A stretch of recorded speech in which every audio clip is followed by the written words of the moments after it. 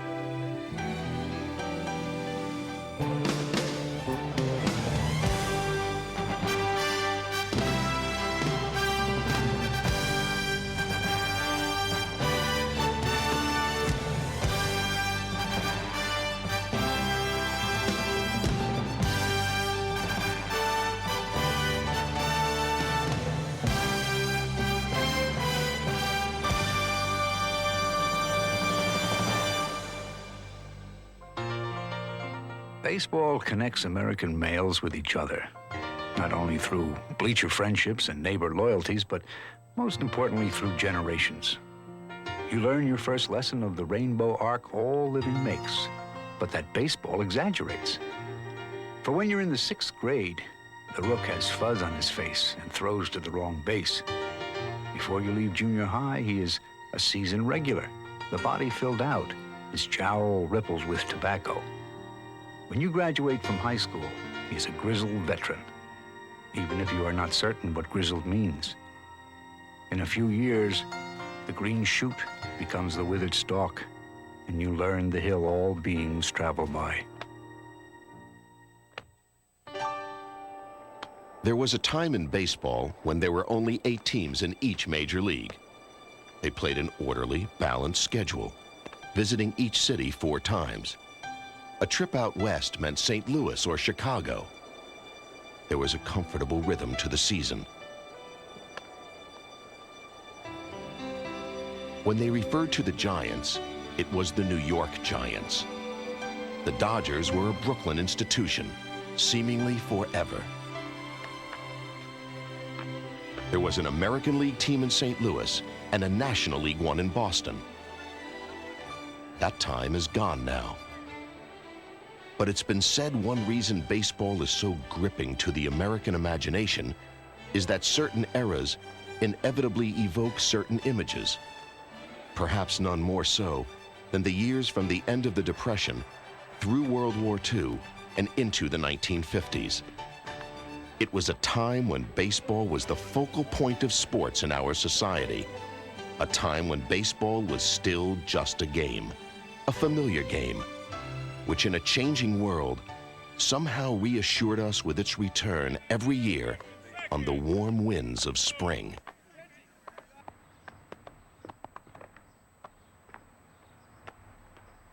Poet Donald Hall.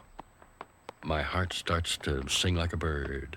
I feel my wings stretch out and warm air coming. Spring is the hope of the earth, and baseball is the same hope, the beginning of it. It's wonderful. It's a ritual. It's practically magic, like an old mystery religion.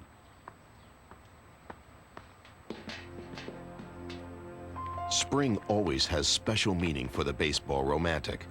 But for the baseball player of the 1930s, 40s, and 50s, spring was anything but an idyllic time of year. In the months before the coming season, a player had to prove to management that he hadn't slowed a step over the winner in a game that didn't pamper its players. St. Louis Cardinal, Enos Slaughter. They gave me my cap, my belt, top and bottom from Red Sox.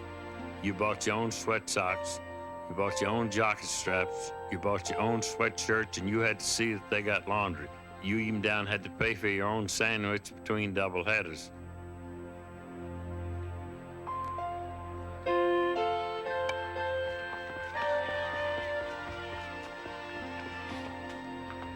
Every year, I went to spring training. They had some young outfielder hit 340, 350. They were going to take my job. Well, you know, they want to get to the big leagues also. Somebody's going to take my job. I'm still hitting 300, driving in close to 100 runs every year, and I knew I had to bear down to hold my job. And I went to spring training every year thinking that I had to make my job. Pitcher, Eldon Ocker. We had no assurance of anything. They could release us anytime they wanted to. And we didn't have much to say about it. We just signed a 4-page contract, and everybody signed it. Didn't make any difference who you were, and you signed it. And they could trade you. They could do anything to you until you were in the major leagues 10 years. You were just like an automobile. They could get rid of you anytime they want and get a new one.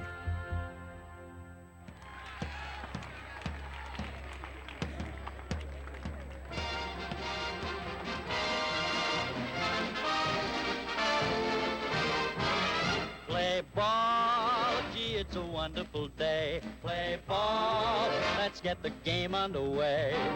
Pay you with the hot dogs, 2 over here. Where's that peanut vendor and the guy with all the beer? Strike 1. Your favorite players at bat. Strike 2. You squirm and fuss with your hat. And then you see him tag 1 right on the nose. And then you watch it going, going, on. There it goes. What are we waiting for? Let's get the game underway. What are we waiting for? It's a wonderful day. Let's start the game. Play ball.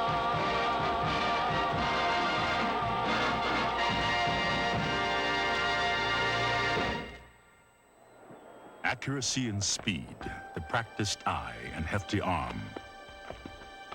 The mind to take in and readjust to the unexpected. The possession of more than one talent, and the willingness to work in harness without special orders. These are the American virtues that shine in baseball. It is graphic and choreographic. Baseball is a kind of collective chess with arms and legs in full play under sunlight. When the major leagues were made up of just 16 teams, the game was in many ways heartless and mean. Spots on a roster had to be earned every year, and there was hardly a player to be found who didn't take his job seriously. Chicago Cub, Billy Herman. The only thing we had in our mind was to win. Any way we could, we'd play to win. And if that wasn't good enough, well, you go back home, get a lunch pail, and go to work. Now, if they didn't play hard, you didn't have, he wouldn't have a friend on the club, and he wouldn't be there long. If you were on first base and the batter hit a ground ball, you had to take that runner out. If you didn't take that runner out, well, you'd come on the bench and you'd almost have to fight some of your teammates. The biggest mistake I ever made in the major leagues was my first time at bat. I got a base hit. The next time up, I got hit right in the head. Enos Slaughter. If you can't get brushed back or get knocked back once in a while, you got no business in this game. Every time the Cardinals and Dodgers played, if 2 or 3 guys didn't get knocked down, it's not a Cardinals and Dodgers game. They'd knock me down. I knew every pitch in the league that knocked me down and hit one me in the middle of the back. I didn't forget them. If they ever covered first, I'd try to cut the legs off. It didn't bother me at all. Slaughter no doubt inherited some of his swagger from his Cardinal predecessors, the original Gas House Gang, a collection of fast-talking, free-spirited players like Leo DeRocher, who never ducked a fight and always played hard. In the 30s, the Gas House Gang Cardinals were not only baseball's best team, but also the most colorful. Witness Pepper Martin in 1937, showing off his legendary juggling act.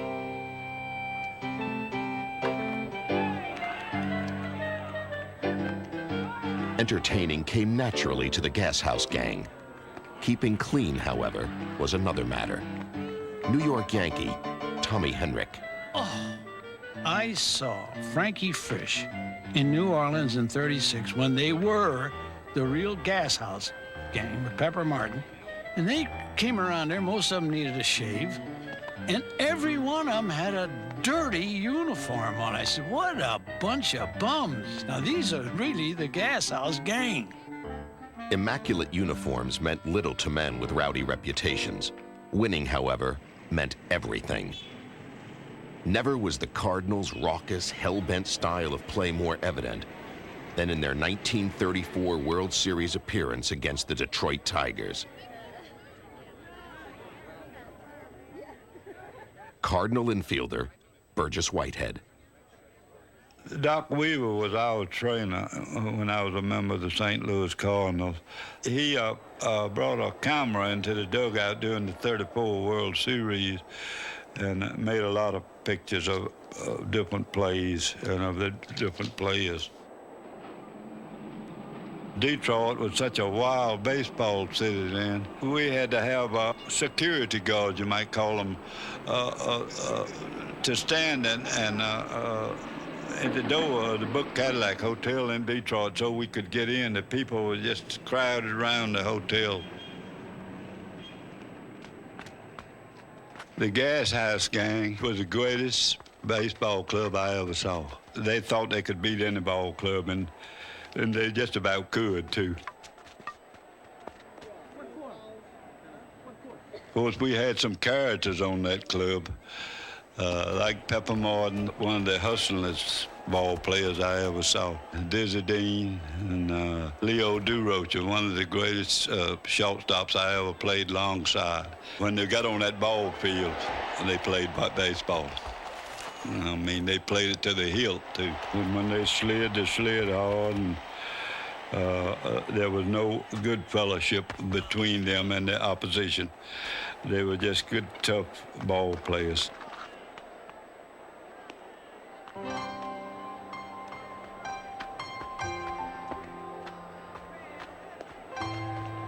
That was a tough series. It was a hard-fought series, and the players hustled so hard.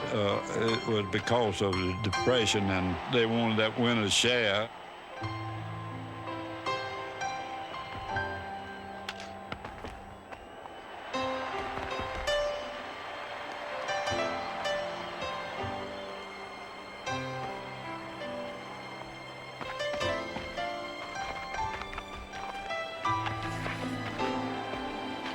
The series went 7 games, and the deciding game, the 7th game, Dizzy Dean beats Eldon Alker 11-0. It enabled me to help my family. My father had kind of tough luck during the Depression, and that's when we got $6,800. But I don't know, that $6,800 was mighty good. I suppose there must be some item that an American boy might treasure more fiercely than a Louisville slugger with his own signature on it, but I can't think of one. For all of us who grew up on sandlots and playgrounds, gripping Louisville sluggers bearing the autographs of Major League stars, the thought of owning one with our name on the barrel is almost too much to comprehend.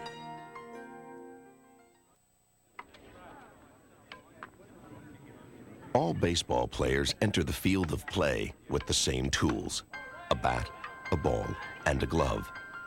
The bat helps keep the batter alive, but when the ball is hit, it's the glove that becomes most important. That might explain why players become so attached to the single piece of equipment they can spend an entire career with. Infielder Bill Werber.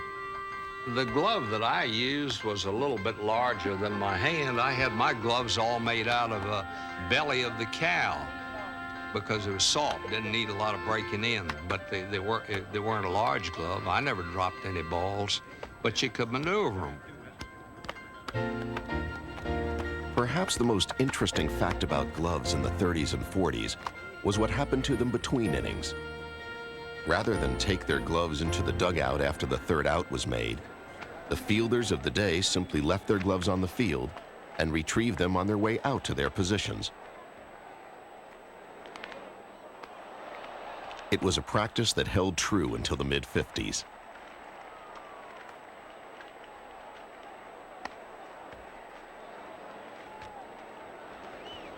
Author Robert Creamer. You see a play where a shortstop would end the inning by making a catch of a line drive. You know, he'd catch the ball, flip the ball to an umpire, and throw the glove up in the air like that, and it would sort of spin, and it would land on the field out there. And it was such a pretty thing to see, with guys trotting out the field and bending down and picking up their glove and taking it again. It's antique. Antique, too, were the uniforms, perhaps the most identifiable feature of baseball's golden age.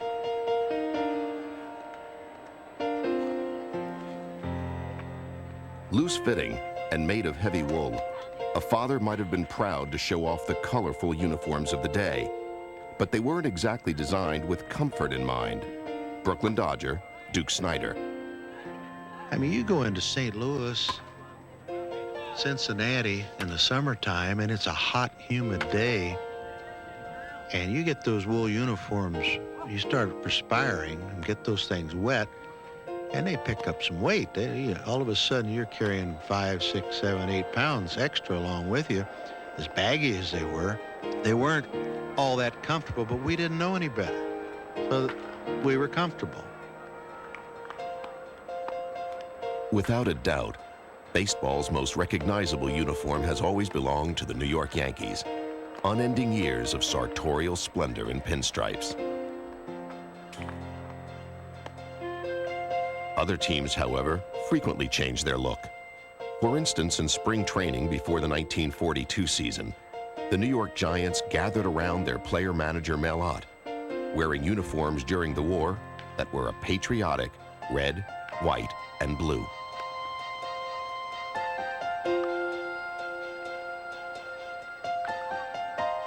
The pre-World War II Pittsburgh Pirates wore black and red, while during the same era, the Philadelphia Phillies uniforms were predominantly blue.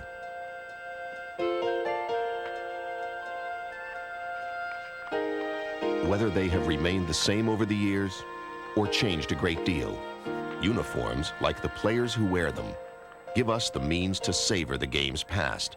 Author Donald Honig. A team can bring back an era.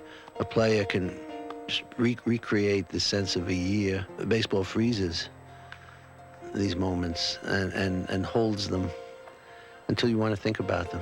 And then they're released again in all their youthful energy and vitality as they were. A ball players never age in memory. They're always young. Teams, however, do disappear, or more accurately, change locations or names. And the nostalgia that their uniforms evoke is part of what we have left to remember them by.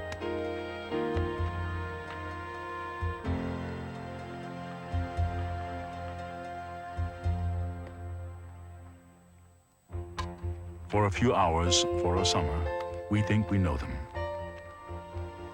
These young men in three-colored caps playing the game of boyhood brief in our eyes. Do they play for us, or are they performing the ancient demands of their decorated bodies? They wear their names on their backs, but they wear costumes designed a century past, of gentlemen meeting of a Sunday on the grass.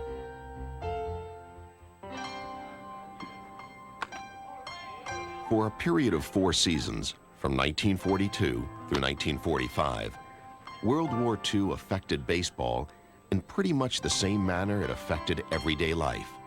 The game went on, but it couldn't possibly be the same, not with constant reminders at ballparks around America that we were indeed at war.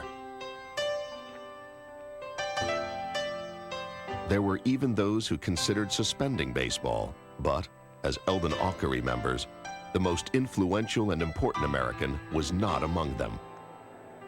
President Roosevelt wanted professional baseball to continue, and the reason for it was to keep up the morale of the people during the war. He said his baseball was such an American pastime. He said for us to quit baseball wouldn't be right. To impress upon all owners and all players that they should continue and not quit just because war started. And I think that that was an expression of how the people felt in those days about baseball.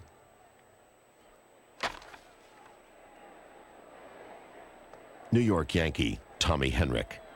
A lot of the best ball players went into the service. So it's a doggone cinch. Each team, the brand of ball they're playing is going to be a little inferior to what they had before the Stars left. In fact, with most of baseball's best players at war, the previously inept St. Louis Browns won their first and only American League pennant in 1944. Attendance during the war years suffered too, and in an effort to encourage more fans to attend games, team owners came up with several outlandish contests involving players, the winners receiving no more than a $100 war bond.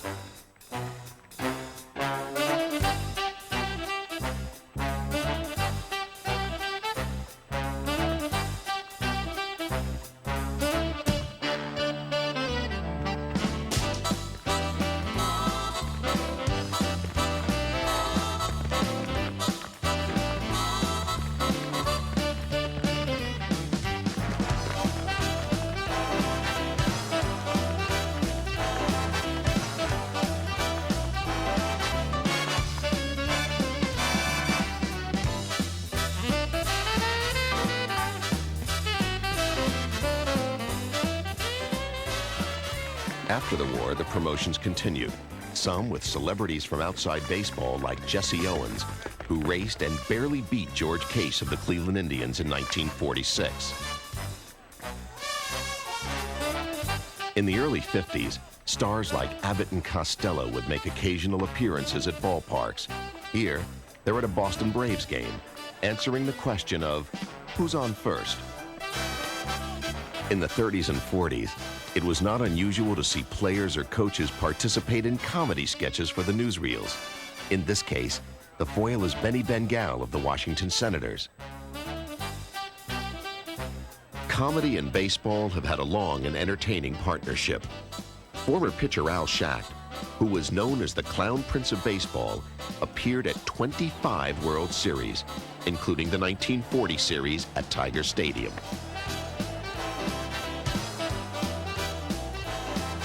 When Schacht retired in the early 50s, it was Max Patkin who inherited the title of Clown Prince. Amazingly, Patkin performed not only before the game, but during it as a legitimate first base coach. Max Patkin. When I do my routine, I try to do it between pitches. I usually have between 10 and 15 seconds. You'd be surprised what 10 seconds means to a Max Patkin on the coaching line. So it gives me a chance to go through that goofy thing of motion with my neck, my arms, my legs, just to make out I'm giving a sign to the batter. That would give me just enough time. All I needed was 8 to 10 seconds. Bing, bing, bing, bump, boom, ba, left. And, you know, when I looked at those days, I'm telling you, I was the dumbest looking thing you ever saw in that coaching line.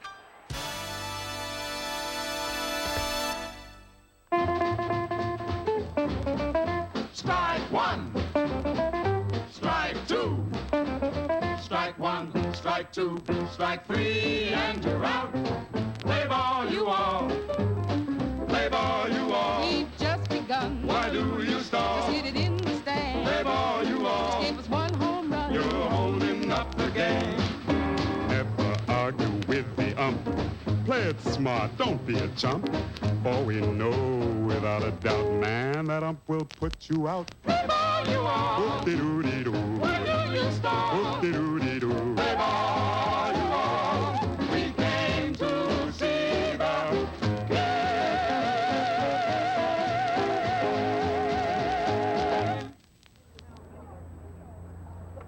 Before the 1950s, teams traveled to and from games by train, bringing them together, but with a lifestyle that was far from glamorous. Enos Slaughter.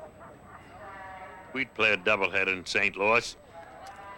I'd lose 16-pound doubleheader. We'd rush to the railroad station, jump the train. Time we got over into Indiana, you know, through Illinois, the air conditioning go off. Monday morning, we'd get up, you know, and Ricky would have an exhibition someplace out in Ohio, Indiana.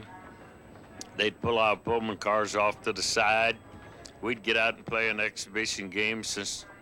Then we'd get back on the train. And next morning, you wake up going around Horseshoe Curve in Altoona, Pennsylvania, and pull into Philadelphia and play that night.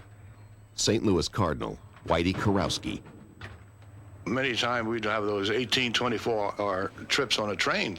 Well, before we'd hit the sack, we'd get back in a club car or someplace in the men's room, and all of us, we'd be talking about the ball game. To us, we were just one big happy family.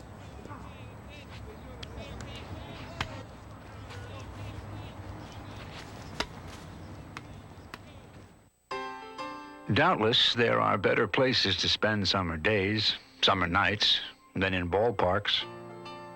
Doubtless. Nevertheless, decades after a person has stopped collecting bubblegum cards, he can still discover himself collecting ballparks. And not just the stadiums, but their surrounding neighborhoods, their smells, their special seasons and moods. Quaint? Sure. Beautiful? Not really. However, when the sun is bright and the air crisp and your seat seems closer to the diamond than the on-deck hitter, all is forgiven.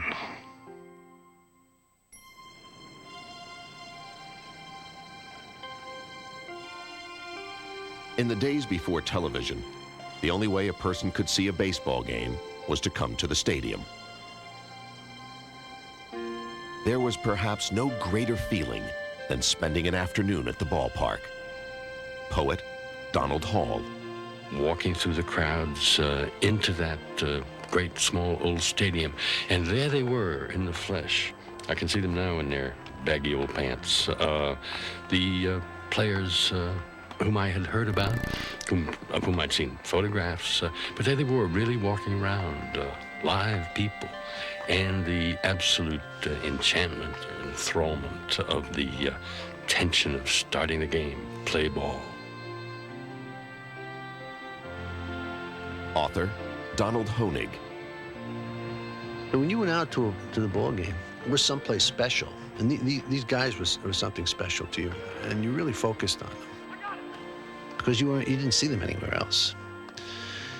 All the rest of the time and all winter, you talked about them and argued about them with your friends, and then that special occasion when you went out, your father took your older brother, or you were a young teenager, and you went out yourself, and you're still very impressionable, and you were able to watch these guys up close. It made quite an impact.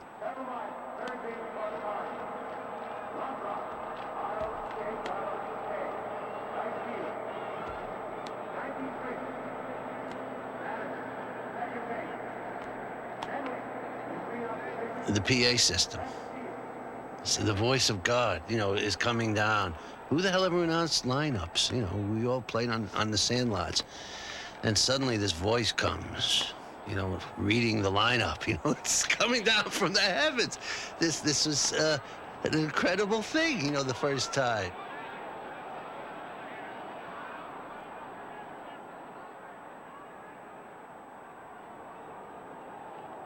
It was 1941. I was just 10 years old. And there was a Dodger Cardinal game, and we came up the ramp heading for the cheap seats. And for a moment, I had a glimpse of the field, and standing up and outside the dugout and looking right at me was Johnny Mize, big John Mize of the St. Louis Cardinals. And it just struck me. I said to my brothers, Johnny Mize. My brother got all excited. It hit you all at once. Like nearly all of the pre-expansion ballparks, Boston's Fenway Park was built in several stages. In fact, Fenway's most recognizable feature, the Green Monster, wasn't erected until the park was more than 20 years old. And in the 30s and 40s, green paint took a back seat to advertisements.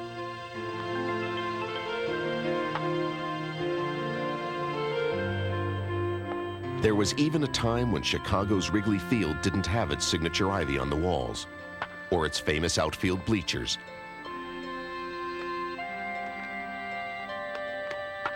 In 1937, temporary stands could be seen in right field, but full construction of the bleachers didn't begin until midway through the 1938 season.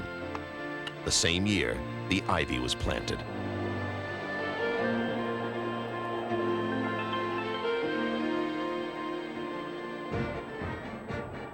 Each of the grand old ballparks was unique in its appearance, but the meaning they had to those who went there was the same.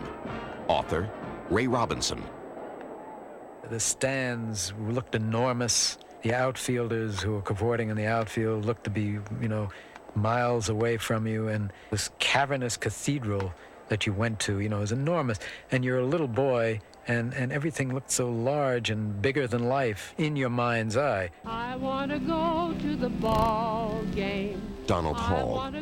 American men, not all of us, but a great many of us, think back to baseball in connection with our fathers, maybe with our grandfathers, with uncles, with people who played particular games sometimes, but also people with whom we went to particular games, or people we played catch with. There is something historical about baseball. Come on and root for the home team with a hip, hip, hip, hooray.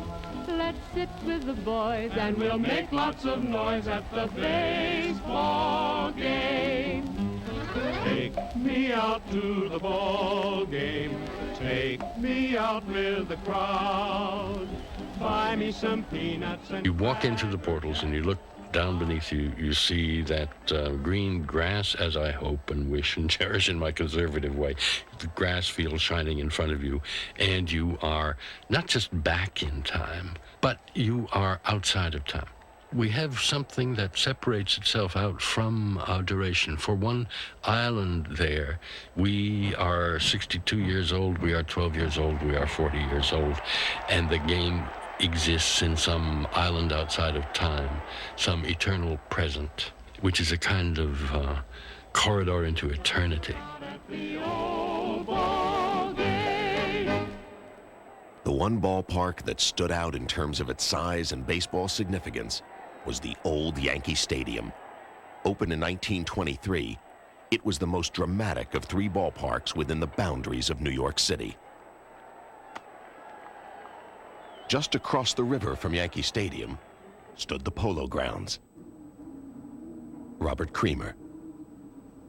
I was, hundreds of miles from home, and I sat in this sort of empty room, maybe 15 guys scattered around, listening to the radio, and I just felt so far away from baseball.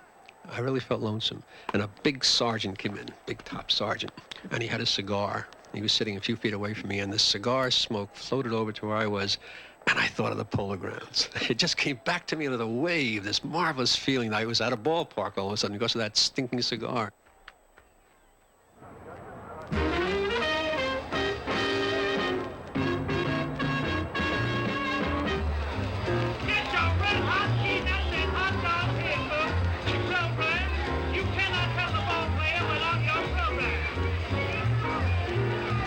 Crazy about a ball game ever since I can recall. Been crazy about a ball game ever since I can recall. So you find me in the bleachers when the umpire yells, "Play ball!" I'm rooting for the home team, rooting for them win or lose. I'm rooting for the home team, rooting for them win or lose. So I'm happy when they win one, when they lose, I get those blues. In every town and city, yes, any place you name, there's nothing thrills the fans like a baseball game. Crazy about a ball game. The third stadium in New York was Brooklyn's Ebbets Field. Like nearly all of the ballparks of its day, Ebbets Field had some very interesting physical features, largely because it was built within the confines of its surrounding neighborhood. But what was really unique about Ebbets Field was the relationship between the Dodgers, their fans, and their ballpark. Dodger announcer Red Barber. Ebbets Field was typically Brooklyn. It belonged to Brooklyn. The fans felt it was theirs. They were close to the players. They felt the players were not only theirs, they felt they were their children. They could jeer at them and call them bums, but nobody else had better do it. No outsider had better do it, and certainly no giant fan had better come into Ebbets Field and do it. And the borough of Brooklyn lived and died with that ball club. When the Dodgers lost an afternoon game, there were a lot of cold suppers. It didn't get eaten. Dodger fans were for the most part blue-collar. Still, at the 1952 World Series, it was not unusual to see someone like Humphrey Bogart at Ebbets Field, rooting for the Dodgers along with everyone else, even Lauren Bacall. In New York, picking a team to root for took on special meaning. Robert Creamer. You'd say to somebody, what are you, a Dodger fan, Giant fan? I mean, it was identification. Are you Catholic, Protestant, Jewish? You're a Giant fan, Dodger fan, Yankee fan? It was a thing, and that's what you were. And it was part of your life. It was also part of a ball player's life. Infielder Bill Werber. When we were at Boston, we represented the town of Boston, and we loved Boston. When I was playing with Cincinnati, we were winning pennants there. We all, right down to the last man, wanted to win for the people in Cincinnati. And when we won championships and won the World Series, why, we were just delighted that we could do something for those good people. Where's Babe Ruth, the king of SWAT, who rocked the heavens with his blows? Grabowski, Pennock, and Malone. Mother of mercy, where are those? Where's the swagger? Where's the strut? Where's the style that makes the hitter? Where's the pitcher's swan-like motion? What in God's name turned life bitter?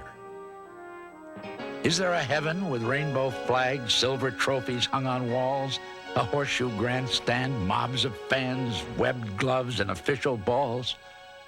Where's Tony Push-Him-Up Lazzari, the quickest man that ever played? Where's the gang that raised the roof in the house that Colonel Rupert made?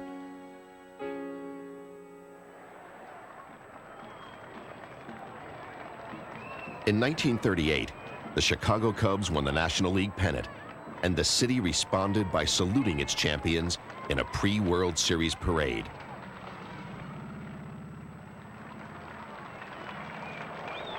This film of the parade and of the subsequent World Series is believed to provide the oldest existing color images of a World Series, taken just a few years after 16-millimeter color film was available to the public. Good afternoon, ladies and gentlemen. Yes, you said it. This is the first game of the 1938 World Series. This is George Hicks speaking for the National Broadcasting Company at Wrigley Field, Chicago, Illinois. Quite a crowd milling down around the box there near the Yankees dugout where sits Judge Landis this afternoon. You may be interested in some of the home run records of these Yankees. It's Judge swinging along behind them, and behind them comes the entire squad of the Chicago Cubs, dressed in their home team uniform of white with blue stripes. Cubs pitcher Clay Bryant. I faced good hitters in the National League before we played the Yankees in the World Series. So I wasn't all too much about the Yankees. I know we read about them and knew about Dickey, Gehrig, and Gordon, Crissetti, and Ralph, and Selkirk, and DiMaggio, and Hendricks. But we knew about them. But we figured, and all the pitching staff, and I think the whole ball club figured we could beat them. I saw the lineup, and sure, I looked at them, and I knew they were good, but I won't say this. After the series is over, they're the greatest club I've seen in baseball. Yeah, well, like Rip Collins says we come, we saw, and we went home after 4 straight. Yankee right fielder Tommy Henrich played on the 38 team, which featured a young Joe DiMaggio, as well as fellow Hall of Famers Lefty Gomez and Bill Dickey, and an aging Lou Gehrig. The 1938 Yankees were the type of team that came out every day to beat you. And that's the way McCarthy wanted his ball players to act. He wanted professionalism out of his ball players. Somebody was saying, McCarthy, you like Joe Gordon, don't you? He says, I sure do. He said, why do you like him? He says, I'll show you why. Hey, Joe, come over here. He says, what's your batting average? Gordon says, I don't know. So what's your fielding average? He says, I don't know. Okay, Joe. And he walked away, and McCarthy says, that's what I like. All he does is come to beat you. Okay? Multiply that by 9. That's a tough outfit to beat.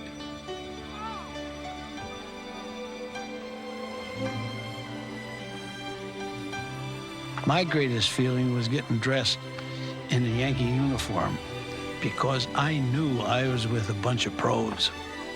That was my thrill. I said, this is a ball club.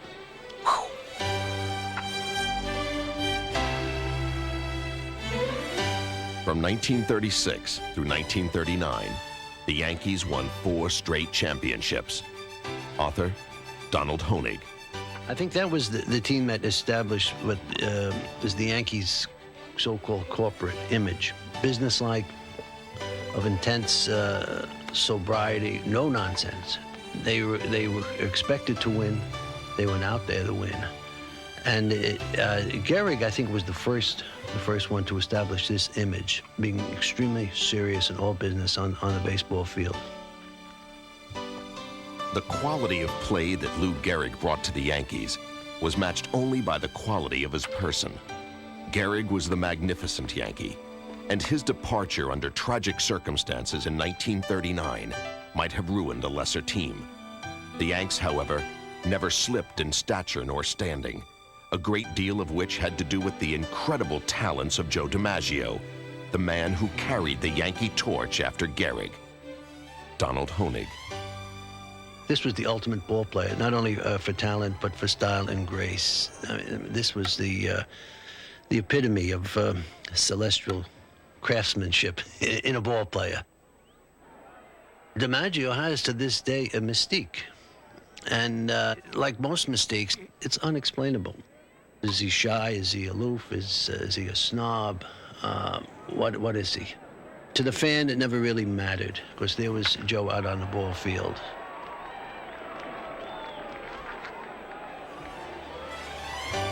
Author, Robert Creamer.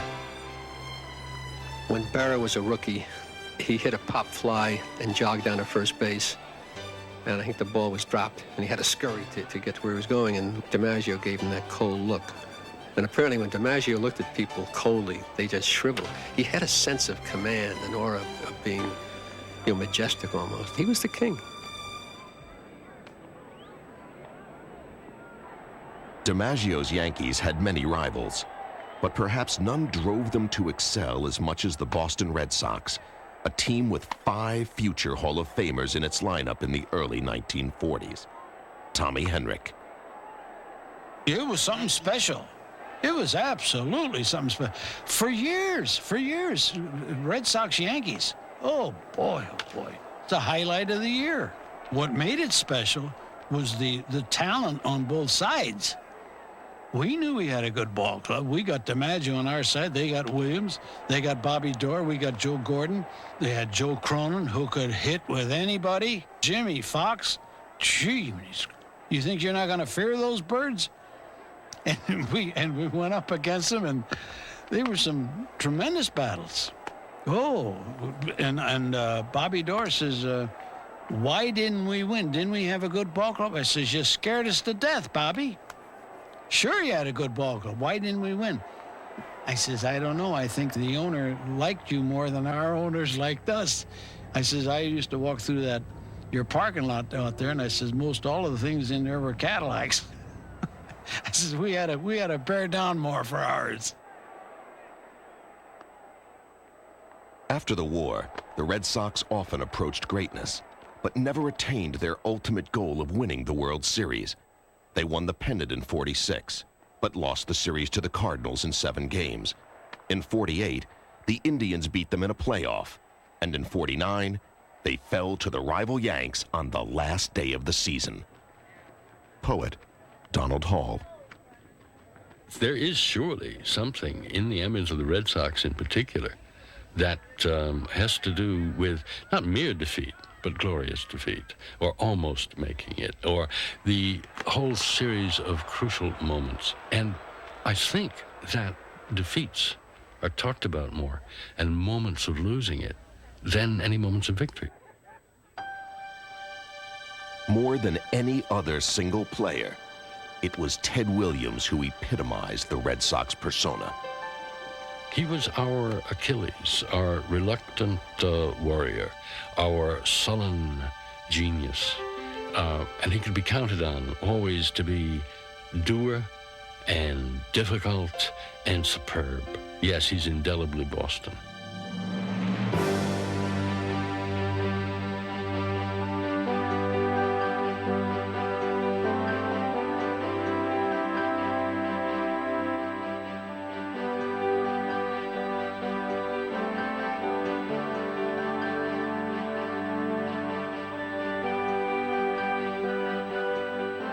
One of the portions of my memory of baseball, which is purest and most joyous, is rehearsing in my mind the swing of Ted Williams. He coiled on himself like a barber pole, turning around. He had that compact swing that was totally efficient, strong, and that looked loose and graceful, although it was so compact and efficient. It was a wonderful thing to see. I can see it in my head as often as I like.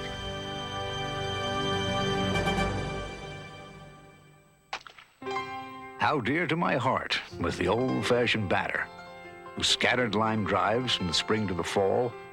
He did not resemble the up-to-date batter who swings from his heels and misses the ball. The up-to-date batter I'm not very strong for. He shatters the ozone with all of his might, and that is the reason I hanker and long for those who doubled to left and tripled to right. The old-fashioned batter, the eagle-eyed batter, the thinking man's batter, who tripled to right. The great men of baseball are at the very heart of the game. They are the ones who set the standards, the ones who created the memories. They take us to different heights. They allow us to dream.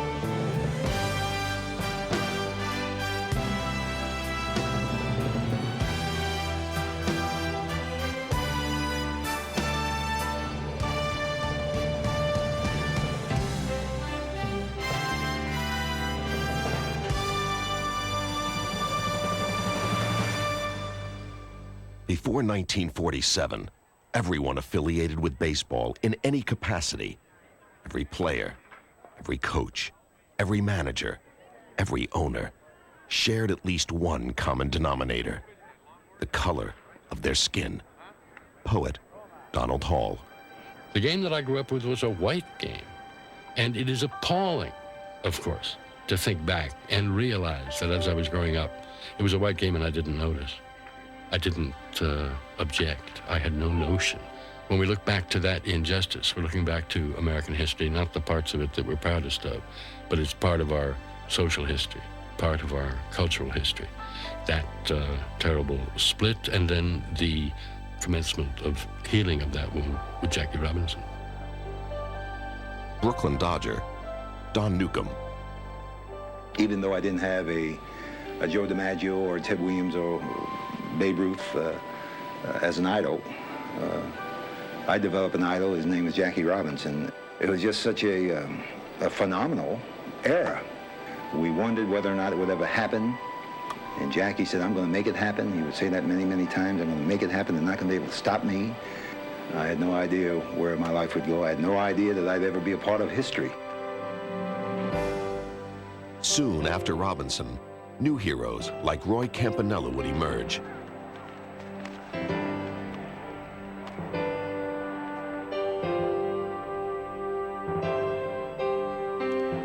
Gradually, as the landscape of the game changed, baseball became integrated. Now, it was truly a national pastime.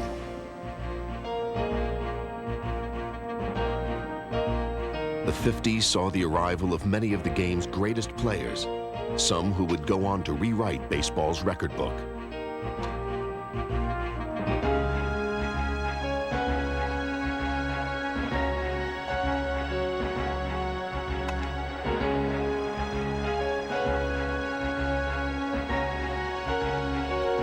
The inevitable breaking of the color barrier also allowed for some of the older, established stars of the Negro Leagues, like Satchel Paige, to finally pitch in the major leagues.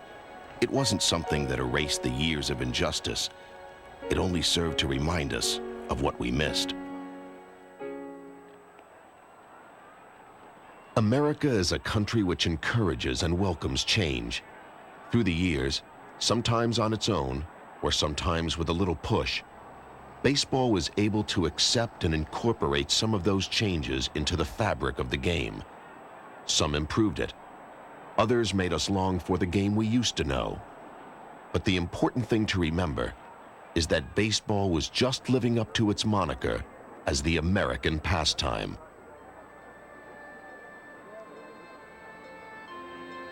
Ultimately, when the population began to shift out west, so too did baseball. The Braves moved to Milwaukee. The Dodgers and Giants left New York. That signaled the beginning of new chapters in the history of the game. But sadly, it also meant the end of certain others. Author Lawrence Ritter. When you're abandoned, I think you're living in a dream world if you continue after the abandonment to glorify the one that left you. It's sort of self-defeating, not to mention quite irrational. My team left. I don't have any romanticism left. I don't have a team anymore. I was a Giant fan. There aren't any New York Giants anymore.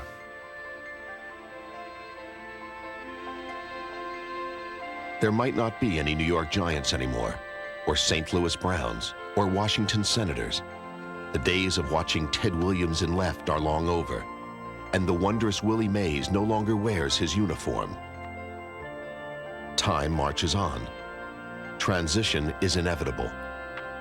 With each passing day, the game of our youth moves even further into history. But those vivid images that are so much a part of our life will always remain.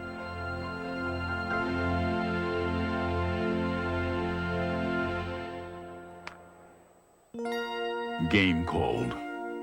Across the field of play, the dusk has come, the hour is late. The fight is done, and lost or won. The player files out through the gate. The tumult dies. The cheer is hushed. The stands are bare. The park is still. But through the night there shines the light of home beyond the silent hill. Game called. Where in the golden light the bugle rolled the reveille. The shadows creep where night falls deep, and taps has called the end of play. The game is done, the score is in, the final cheer and jeer have passed. But in the night beyond the fight, the player finds his rest at last. Game called upon the field of life. The darkness gathers far and wide. The dream is done, the score is spun. That stands forever in the guide. Nor victory, nor yet defeat is chalked against the player's name. But down the roll, the final scroll shows only how he played the game.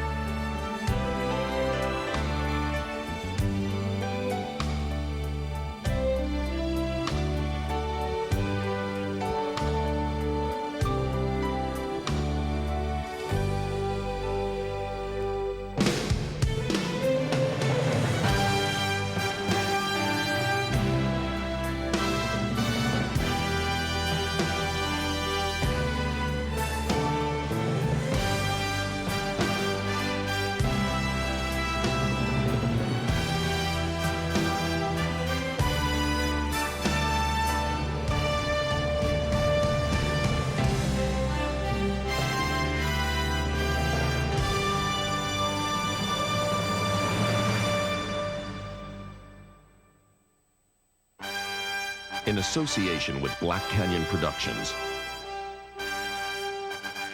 This has been a presentation of HBO Sports, the network of champions.